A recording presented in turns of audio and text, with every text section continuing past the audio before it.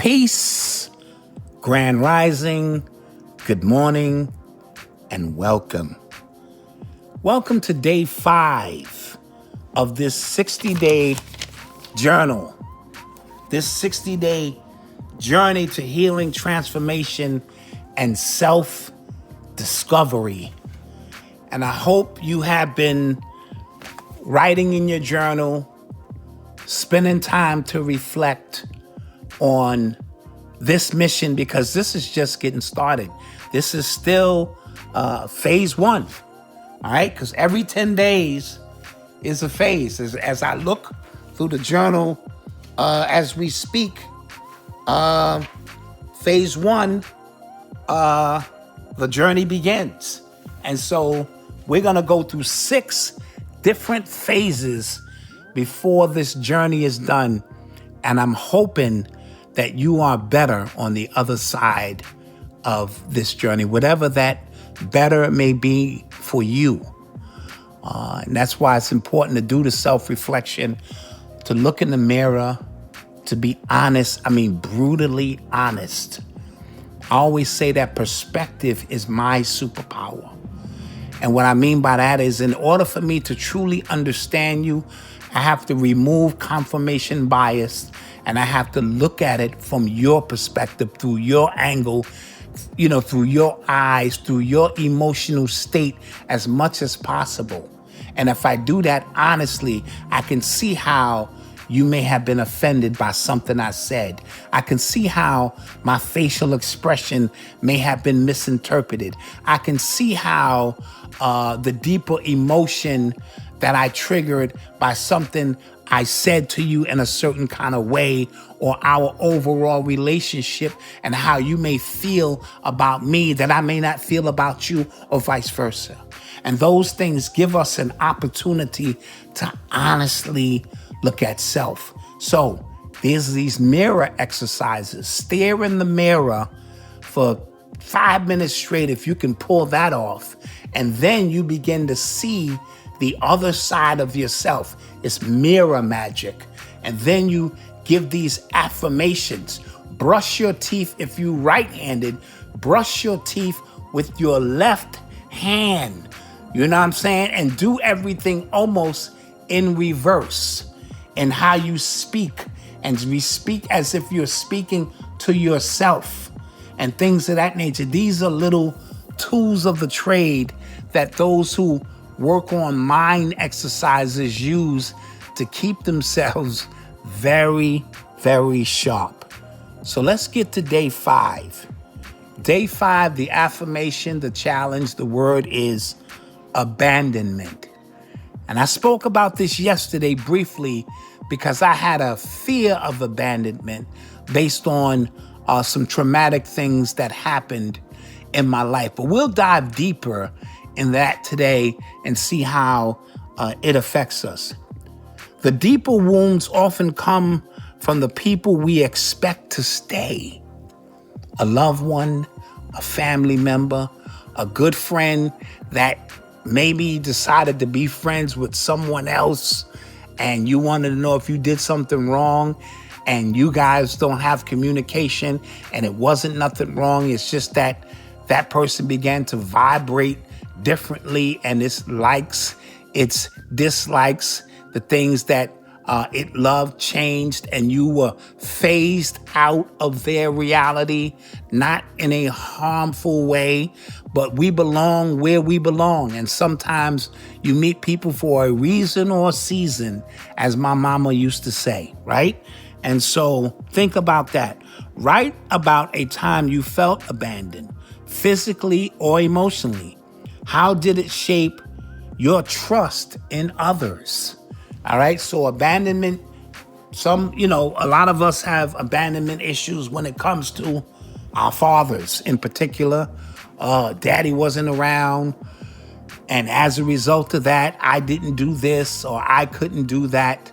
I've never been one to subscribe to victim consciousness, but it is a part, especially in the subconscious mind, of things that shape our reality. Or maybe there was emotional abandonment.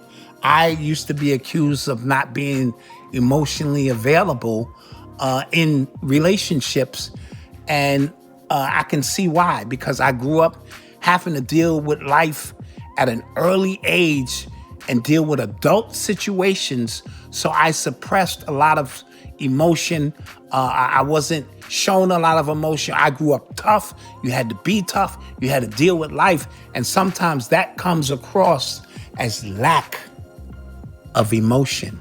Some of you can relate to what it is that I'm talking about.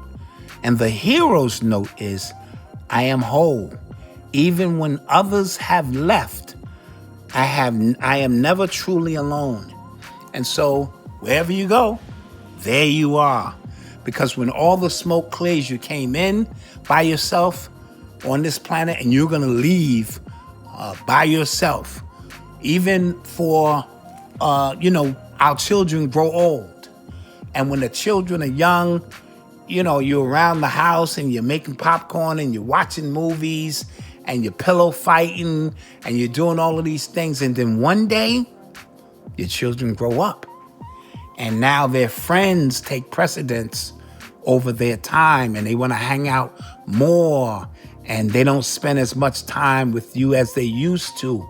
And then you turn around and your children are grown and they have children of their own or something, and you don't see them as much, and you subconsciously can take that as a sense of abandonment, right? We were so close, and why we're not close anymore.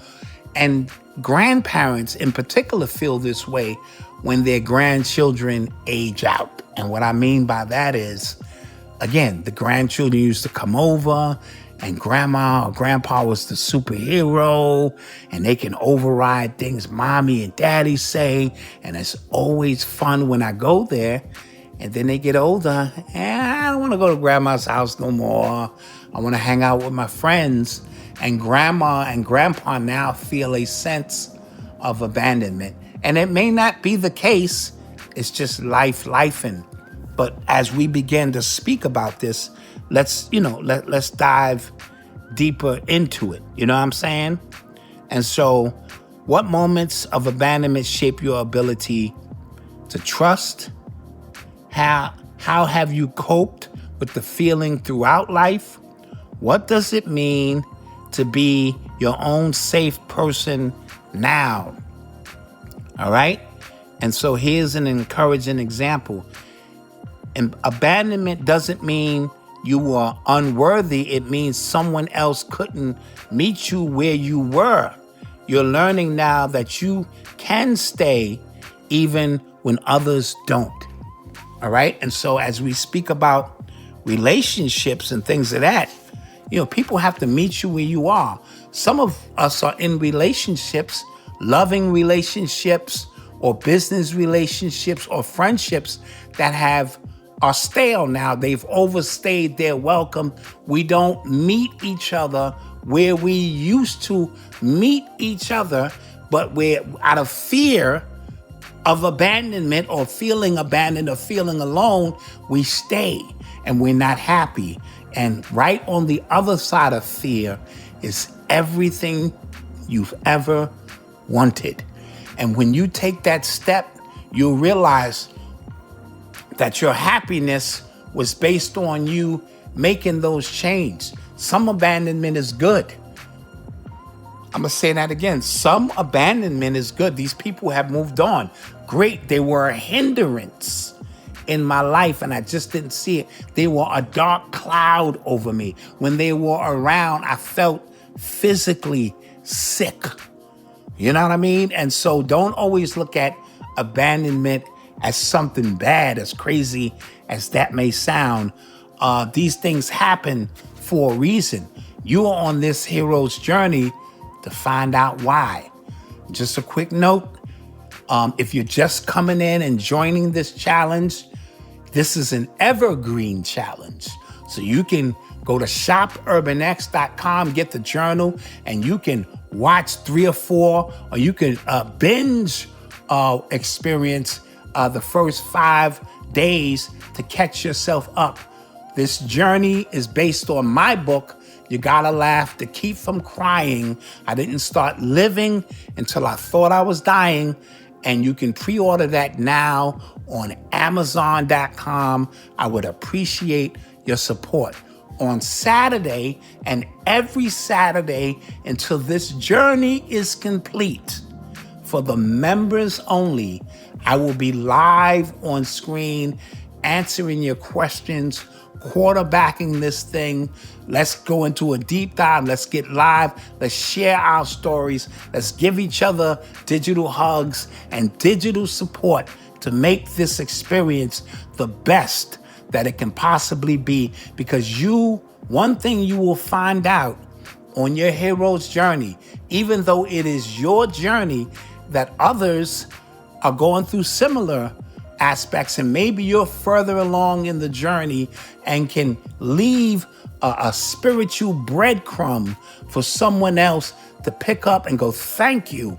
I appreciated that. I didn't see getting through this situation that way, but it's shed so much light, and I am thankful. And that will take place every Saturday morning at approximately 11 a.m.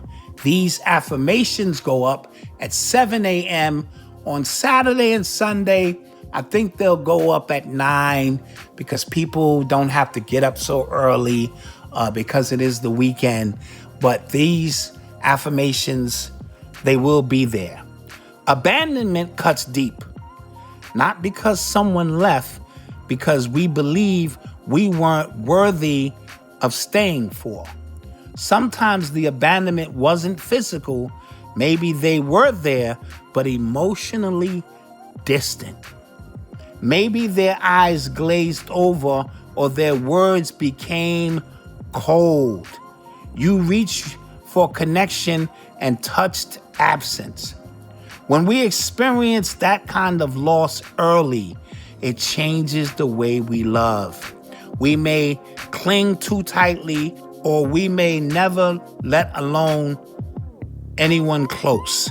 We start expecting departure before it happens, as I mentioned earlier. So just to kind of reiterate some of those things, today I invite you to revisit the moment, not to relive the pain, but to reclaim your power.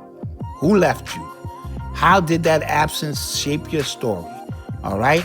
So I ask you today, and I speak directly to that wound. I may have been left, but I was never empty. I carried myself through it all. Okay? And again, what are you grateful for? All right? What are you thankful and grateful for today? And I always like to end with that because it is a beautiful day. I know there's chaos, or what appears to be chaos, going on in the so-called real world, with politics and all of those things. But we are much deeper than that. You are not the absence someone left behind. You are the presence that remained. You are whole even when others could not stay. I repeat, you are whole when others could not stay. So thank you.